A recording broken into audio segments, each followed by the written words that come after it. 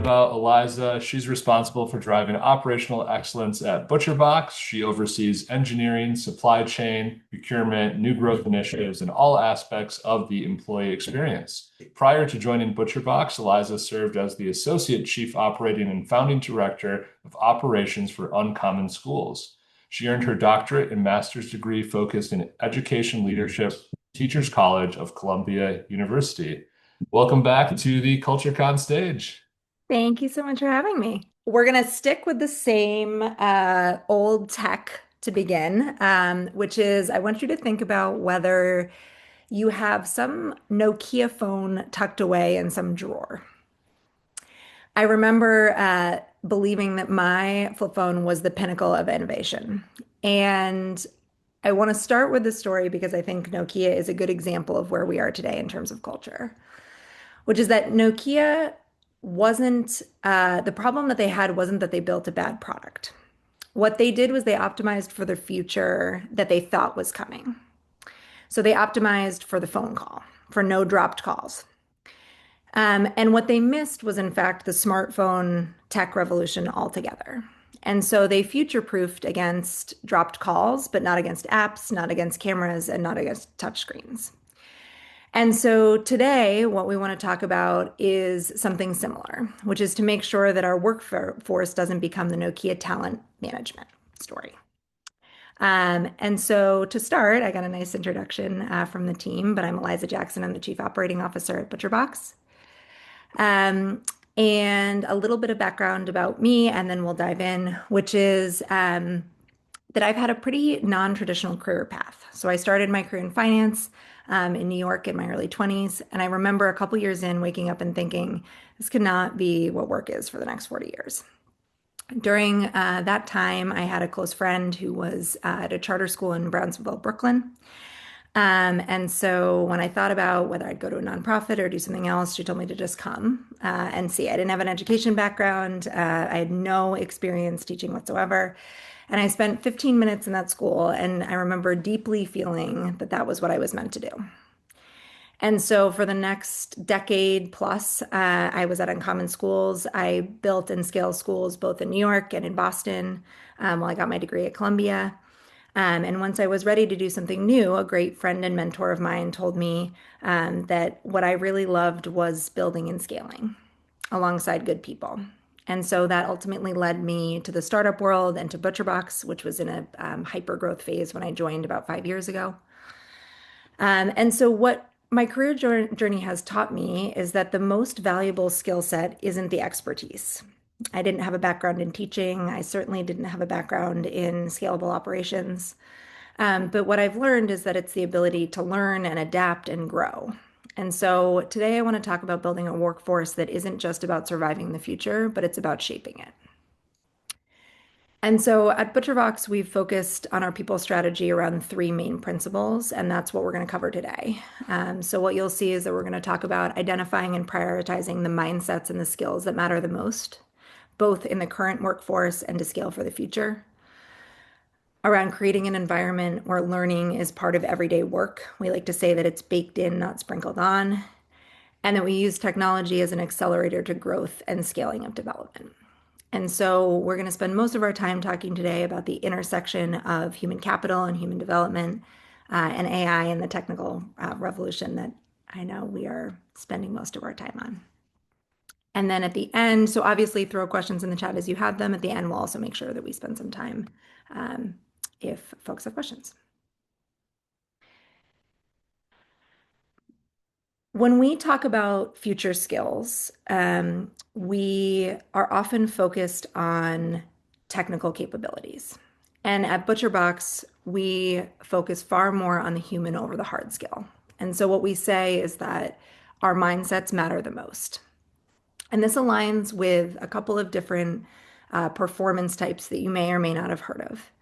If you think back to sort of the industrial age, workers were focused very much on basic performance. And so that was about tasks being completed quickly by process, by productivity. You can think of kind of the factory line. They were repetitive, and it was really about getting something done. So the task was very clear, and you did it as quickly and as efficiently as you could, the same repetitive task time over time. And what evolved over the next 50 years was around collaborative performance. And so that focus is much more on alignment, on collaboration, and interpersonal relationships in order to drive outcomes. And so that's where we've spent most of our working time over the last, however many years you've been in your current role. That has been the focus of what success looked like in terms of performance management. And what we've seen evolve over the last, I would say, probably 6 years coming out of COVID is this new type of performance. It's called adaptive performance. And what that is about is really agility, it's about innovation, and it's about creativity. It's the most essential in the world today because what we know for sure is that uncertainty and change is here to stay. If you've led or you've worked in the last 5 years, I feel so much of the conversation is around a new challenge or a new opportunity, something that's different day in and day out. And so that is our only constant. And what researchers have introduced is that adaptive performance is really about addressing the growing need for flexibility in the face of novel changes and challenges. And those are factors that weren't accounted for in previous models. Underneath that is the skills around resilience and around optimism, and really being able to adapt to constant and ongoing change. And so at ButcherBox, we believe that adaptive performance is what will matter most over the next decade. That folks who are adaptable and resilient, that are feedback oriented, and can think critically, that those are the people that will be most successful in any role across the board. Because we know that technology and markets and business models, those are going to continue to evolve, and we can't predict exactly what that's going to look like. So the people who thrive won't necessarily be the ones with the most expertise today, or even their ability to understand what might come next, but it's the ones who can learn the fastest for tomorrow. And so we think a lot about how both mindsets and hard skills overlap, right? And what sits in the middle. And we really learned this lesson the hard way a few years ago. So I started at ButcherBox in 2021, and I was brought on right at a hyper growth curve to think about where we were, where we'd started in terms of culture, and where we were in 21. And what we learned as we'd scaled is that we'd become overly focused on hiring for technical expertise. And not to say that there isn't a role for hard skills, there certainly are, as you can see here. But we had started prioritizing what people knew over how they learned. And what we saw is that created a lot of friction throughout the organization and ultimately led to our ability, was hindering our ability to be able to scale and to grow and to innovate. And so our CEO, Mike, and I really took a step back and recommitted going into 2022 and making some hard decisions alongside that in a simple belief, which is that mindsets drive growth and skills can be taught. And so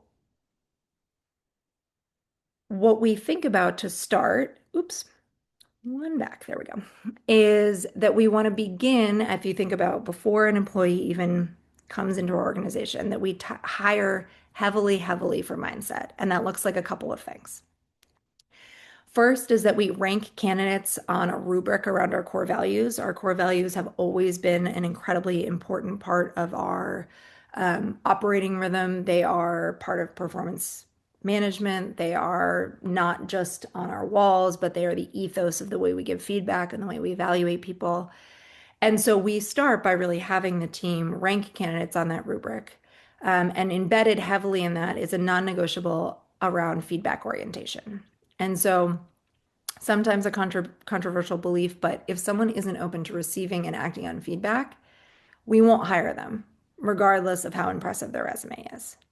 And so we use live models and interviewing to practice that and to see how people respond, because what we believe is that there's no growth area that's too hard to coach. It's just about the person's willingness to work on that feedback and get a little bit better every day. Secondly, we try to overhire for culture carriers. And so what that means for us is looking for high optimism and self-advocacy. And that we want to screen for people who have taken initiative in their own development in the past and have been able to keep their belief and optimism in really challenging situations, which is one of those core mindsets that we look for. We are big believers that if you hire people who want to learn and grow and take feedback and then create a culture where everyone is learning constantly, that's a daily practice, that employees will be able to become autonomous in their own development. We know that the world is changing really quickly and their ability to learn is more valuable than what you already know. And I've certainly experienced that in my own role and growth trajectory here. And so what we believe is that mindsets are truly the way to future-proof for our ongoing workforce. Second is that we create an environment where learning is part of everyday work. And so just want to talk a little bit about what that means from like on a practical application level. So first is that we think of our employees really and ourselves as a talent factory. And so our goal is to create conditions where people can continuously evolve. I'll use my own background as an example, but as I mentioned, I come from the school setting. I have a lot of operational experience, but I've never worked in a food company. I've never worked in e-commerce. And so it's really the belief of the team and their ability to set me up with the right conditions for me to learn and grow and to see around corners and evolve in my role that it's what's made me successful. And so first is all of our employees have access to one-on-one coaching through an organization called BetterUp to ensure that they're able to do the personal work. This is not a plug for BetterUp, I promise. They are one of our great partners. If you don't know them, I highly recommend that you do some reading and research about them. They're an organization that is really geared towards coaching access for all. So their belief is that coaching at every level, not just the executive level, is what will matter for people's ongoing development, mindset growth, and ultimate ability to stay and grow in roles. And they do so at a pretty affordable and flexible model. So highly recommend checking them out if you haven't. Second is that each person has a customized development plan that's based on data and feedback and desire from the employee. And so we use our quarterly feedback loops and our annual performance reviews to understand what is a set of goals that can help guide each employee for a quarter and for the ongoing year. And then how do we make sure that the application of that is very tied to their individual goals? And so for one person, that might look like one-on-one coaching. For another person, that might look like group coaching. For someone else, it might look like a very technical course, depending on what they're working on. And then we also offer ongoing learning and development for the entire company. So that means that for people managers and leadership and executive team, they have a set of topics that they focus on that are led internally. And then that the whole company has key mindset coaching around effective collaboration and communication that are tied to our annual plan and goals for the year. We also have a program for high potential folks, so those who are earlier in their career that involves a more formal mentorship program, which we lovingly call MEET. We are big on the different meat puns, so we are in our third year of that, and those are our like highest potential folks who go through a year-long both group coaching, individual coaching, and then like tailored PD where they solve practical problems in our organization. And then last is that we make sure that we pair that with stipend amounts for external learning opportunities. And so that folks are both able to have our internal team and set of coaches that we provide act as one avenue, but that if there are other ways that you want to continue to expand your learning journey, that you're able to have choice and autonomy over that. And so really getting folks into that mindset around them being the drivers of their own development. And the sort of like high level pull through on this is that for us, what's important in development is that it isn't a one size fits all model. I think most of us have been in an experience where you go to a training or, you go through like a hybrid course and you can tell it's just catered towards a very wide group of people and you aren't able to take a lot out of it. And so what we know and believe and really keep at the core of who we are is that different people need different forms of growth at different moments in their careers. And so to speak to my own journey, um, I personally have worked with probably four different coaches over my time at ButcherBox, and each has helped me develop a different capability based on what I needed at that stage. So early on in my career, and when I was more centered around a people function, someone who had a lot of experience coaching executives, who had really built out a people management learning and development track, that was the right space for me. And my coach now is one who's been in the COO seat for many, many years, can help me see around corners, can help me build an external group of other COO peers. And so I think just that the both that it's not a one size fits all and that we know that people grow and change over their time at an organization, and ideally they're there for many years, and so you need to meet the person where they are and where their goals are and then have the learning and development plan really suit them, and that might look different in one year versus another. The second ingredient, sort of like ingredient or pillar here, is really around leadership modeling. And so we have a core belief that if executives aren't learning, nobody else will.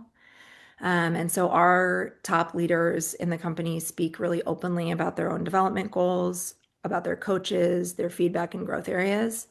And our hope is that creates psychological safety for everyone else to do the same. So it's very common practice for us to have, my coach, for example, come to a large company meeting I'm running, that people know who that is, that they know that I'll get feedback from that person, and that we have a very embedded model. And so that the willingness to work on yourself and interest there is visible at the top. And so that creates the safety throughout the organization to want to do the same.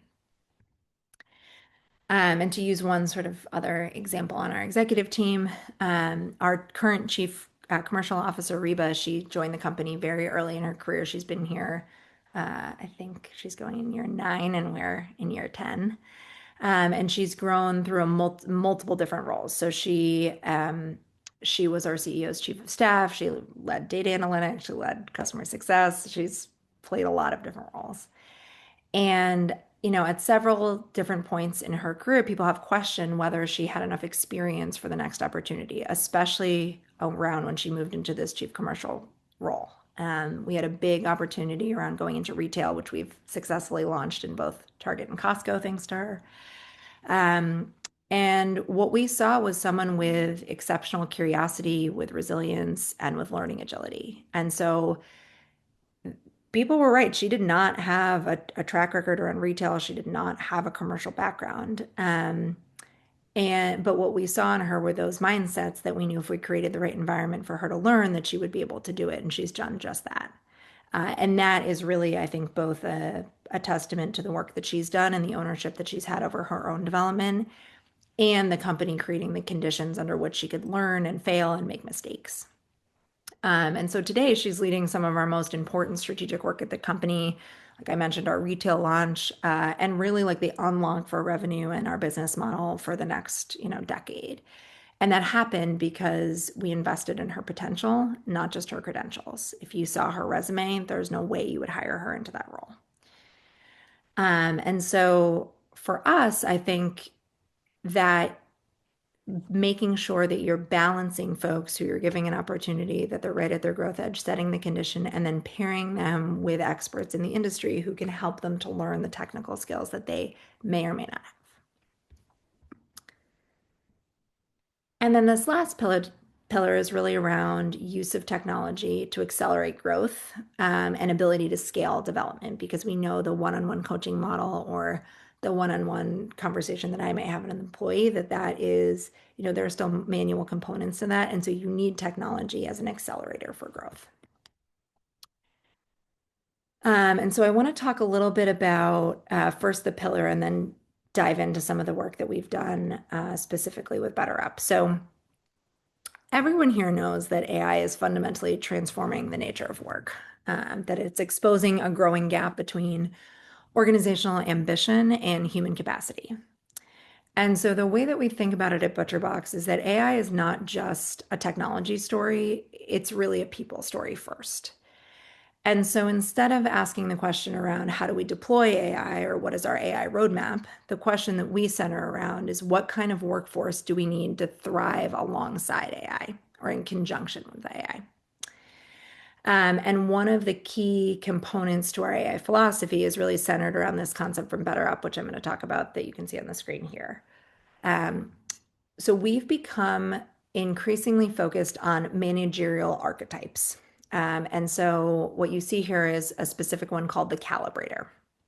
A calibrator is someone who is both heavily invested in AI and invested in people, and not one or the other, but truly accelerating both at an equal rate. And so we believe, and this is based on a lot of the research that BetterUp has done in their labs, is that the best managers of the future won't choose between technology and human development. They'll excel at both. And so what makes the calibrator different is a couple of key things. First, they maintain a strong balance between people and AI. So they use technology aggressively, but they also prioritize human relationships. They're creating time for coaching and mentoring and developing their teams, while they're also heavily thinking about their own use of AI, how they excel at their own skills, what practices do they bring into their own workflows. Second is that they have strong situational awareness. So they are constantly asking themselves, should a person be doing this, or should AI be doing this, or should they do it together? And so they are able to evaluate what is the right path forward based on the context. And in order to do that well, you have to have a strong practice around AI yourself, and you have to be invested in your own managerial practices and your own ongoing leadership of people to be able to assess what is the right either combination or delegation to one or the other. And then the third is that they reinvest the time that they save into their people. So they are automating their own work, they are increasing efficiency, absolutely. But the goal isn't efficiency for efficiency's sake. The goal is creating more capacity to allow for higher value work. So that's more time spent coaching, that's more time spent strategic thinking, that's more time spent developing your people and spending your time directly with your folks in your team. And so what you see is that the time that they have saved through automation and their own AI practices, they are then taking and reinvesting back into their teams and their people. And so if you ask, their direct reports, they're having weekly development conversations. Their managers know them personally. They're giving real-time feedback, and managers are more sustained because they have more time to be able to do that well because they've automated a lot of the pieces of their workflows that they can. And so one of the programs we're running now is a pilot where we're basically having a manager cohort use this company called Chat Walrus. If you don't know them, I recommend you look them up. We're only in week 3 of this, so I'll report back. But they have a blended learning model where they really teach you the nuts and bolts of how to automate your own workflows to get super comfortable with Claude, super comfortable with prompting, just what I would say kind of like the basic skill set to really think about your current workload and think about how to optimize. And what we know is that by providing a learning environment for our managers to build some of those skills, that as long as they're curious and have the right mindset, and that we're able to help them do that, that then they can take more of their time and put it back into their people. The other interesting piece here when we looked at some of the data that I will say is actually the automators, so folks who are just high AI and low human, are actually burning out at a rate higher than any other category, including the disengaged. And so without this human piece, this mindset piece, satisfaction at work, success at work, those are really, really, really dropping, which was interesting to see. We also know, though, that in order to create calibrators, because one of the questions that, everyone kinds of asks is like, okay, should you just go out and hire a bunch of calibrators? And the answer is no, that in itself is not going to work. What we've seen is that you can't just tell people that they need to use AI. That certainly is not leading to higher adoption. That the organization really has to create the conditions that make experimentation possible. So we talk a lot about creating pilots, not passengers. So pilots are um, folks who have high curiosity and optimism around AI, that they are willing to take risks, that they want to pilot a new program. And passengers are really waiting to be told what to do. They have higher levels of anxiety around AI. They're more resistant to it. And so what we have tried to do is create a condition where we have more pilots who are willing to experiment, willing to learn, that they stay curious. And I think the two most important mindsets of a pilot that you see are around optimism and agency. And so, in order to create an environment where more people can lean into this pilot mindset, there are three conditions that we talk about matter the most for building either a pilot or a calibrator. And so, one is around creating alignment around strategy, so that people are very clear on where they're going and what's expected. Two is that there's a culture of trust and development. And three is that you have AI maturity through policies, training tools, and a set of shared expectations or shared language. And so what I'll say is that I think the first two for us are really a strength. We've built a task force of folks who are driving our bigger AI innovations. So that is not coming from the top down. That is coming from a group of our employees who are an enthusiastic group of engineers and data scientists, and key stakeholders, and they're working with different departments to use AI in their daily work streams. They're figuring out how to streamline, different vendor processes. They're building specific agents for teams, and they're both helping identify problems and building them, but then they're teaching our folks how to do it themselves so that it's replicable, so that they're able to fish the next time. The third condition is really where I think we have our biggest opportunity as a company. We've learned that tools remove friction and conditions create permission. And as the CEO of BetterUp says, which I love this quote, which is that calibrators are the golden egg, but the conditions are the goose. And so, if we want more calibrators, building the environment to allow them to emerge is so important. And so, for us, knowing that we have a strong base in area 1 and 2 here, we're very focused this quarter and next quarter on the third pillar around AI maturity in terms of policies and trainings and tools. So, some of that work that we're doing with Chat Walrus.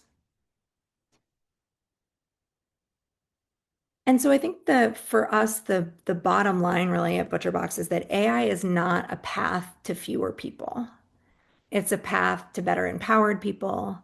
And what we know is that when AI gives us time back, our responsibility is to then reinvest our time into people, into their development, into coaching, and into doing meaningful work that we care about. And so we see AI as allowing us to scale with greater speed and efficiency, but also allowing us to spend less of our energy on repetitive tasks and more energy on creativity, on strategy, problem solving, and human connection. Certainly in my own practice, I feel like I'm able to be so much more present in my one-on-ones with my direct reports, to prep for them thoughtfully, because some of the work that I was doing day in and day out that was repetitive, that really didn't need my brain on it, we've now automated. And so for us, that's the future of what we're building towards.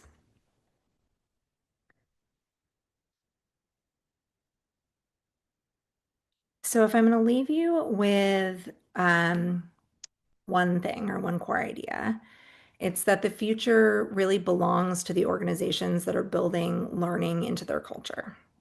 The goal isn't to predict every skill your workforce is going to need, but it's to build a workforce capable of learning whatever comes next, because I think we are unclear on the technical components that are coming next. And so what we need are a couple of things. One, hiring for the mindsets, not the hard skills. to providing individual development plans for our folks, like coaching, like one-on-one coaching.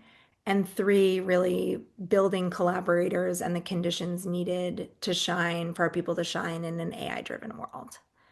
And so the hope there is that that's how we avoid becoming the Nokia of talent management, is that our folks are best equipped um, with the right mindsets to approach whatever challenges or obstacles come next, because we know that that is what's going to be consistent.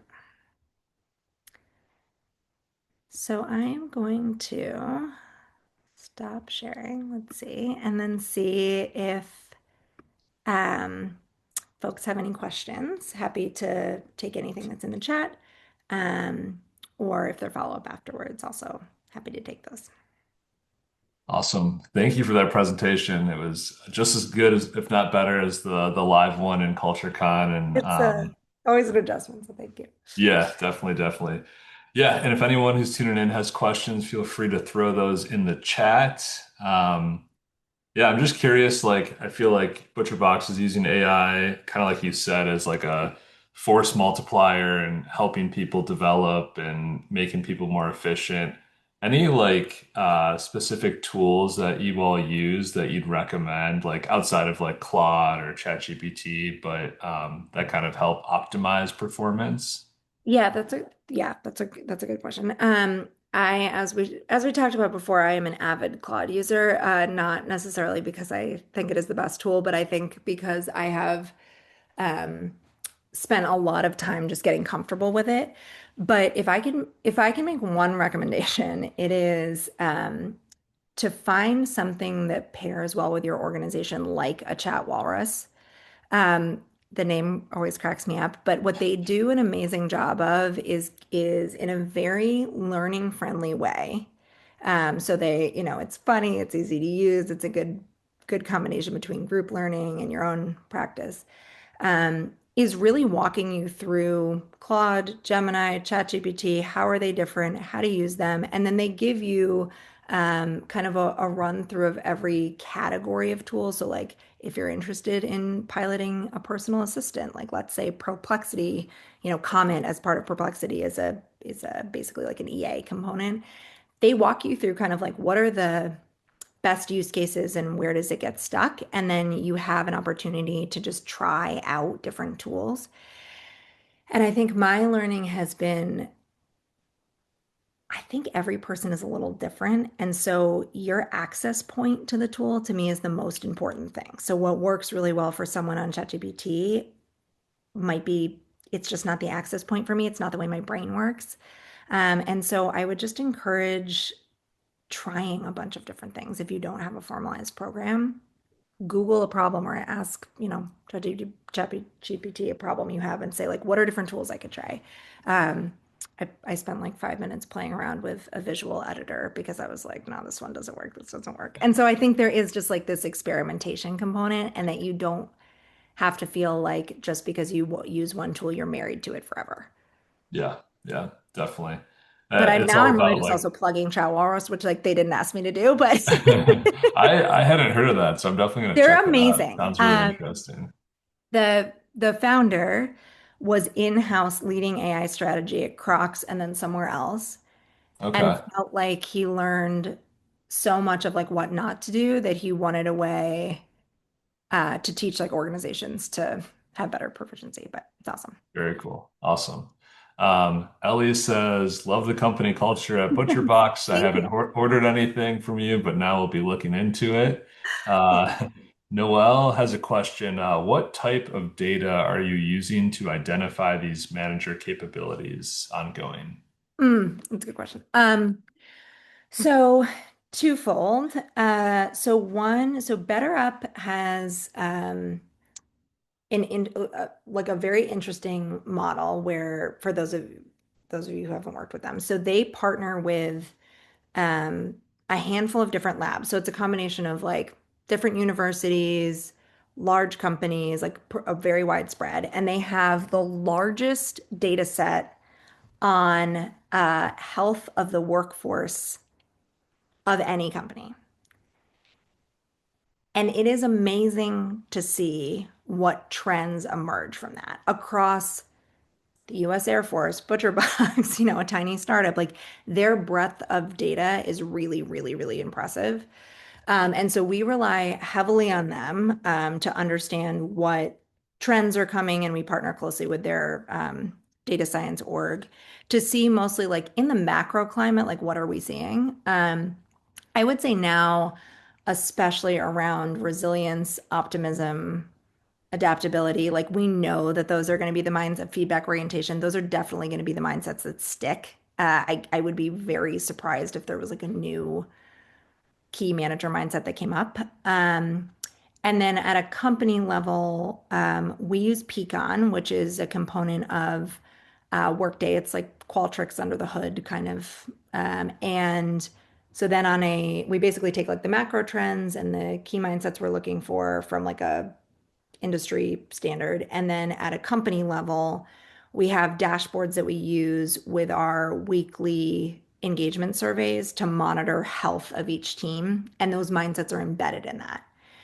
So, for those of you who haven't used Peakon, what I really like about it, other than the fact that it's very user friendly, is it has you basically have like a set of engagement questions that you might give on an annual basis, and they break them down into 5 or 6 questions by category that rotate just a couple of questions. So like people spend 5 minutes a week doing this, and it gives you those 5 questions like in a 4 week rotation. So you get through the whole survey. And over time, you can see real fluctuation in mindset and manager and team. And it gives you the ability to tag mindsets to outcomes of culture in individual teams. So you can look by a manager, for example, and say, like, oof, they were really struggling in these key areas. And then you can kind of see how it flows through to their team and let's say, like, ability to give consistent feedback, or I feel seen and heard by my manager.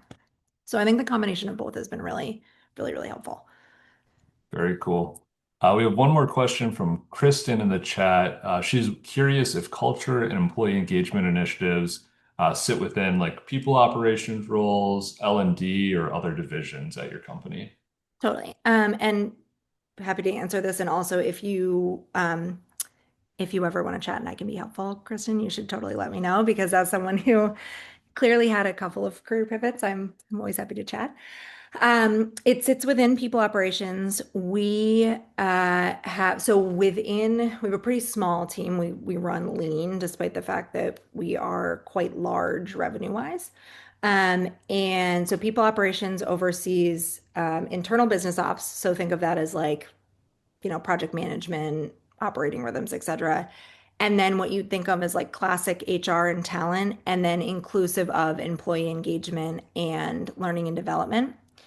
So all of those sit under people operations. What is a little bit unique about the way that we've hired for this team is I have found that the best learning and development folks that at least I've worked with came from schools, because they were teachers and they know how to differentiate learning and instruction really, really, really well. And I think their ability to lead a group, hybrid, in person, et cetera, is better than most I've seen. So on the team, we have 2 or 3 of the folks on the team all play L&D roles. We don't have one person who is specific to learning and development. They are have some L&D background and then like a different core skill. So for example, our VP of people operations who leads that team, um, he came up through schools, he's built a ton of content, and so he leads like one section of our L&D pillar, which is a Awesome. sort of non-traditional approach. Yeah, yeah, definitely. Cool. I think that's all the questions Awesome. I see in the chat here. But if anyone else has anything after that pops in their head, feel free to reach out. Also, you can check out Eliza on the CultureCon podcast. She recorded an episode live at CultureCon last year, so just threw that link in the chat. And also can come to CultureCon West and see her live on stage again with us out in Vegas. So thank you again so much for being here. I really appreciate the presentation, and thanks everyone for tuning in. Thanks so much for having me.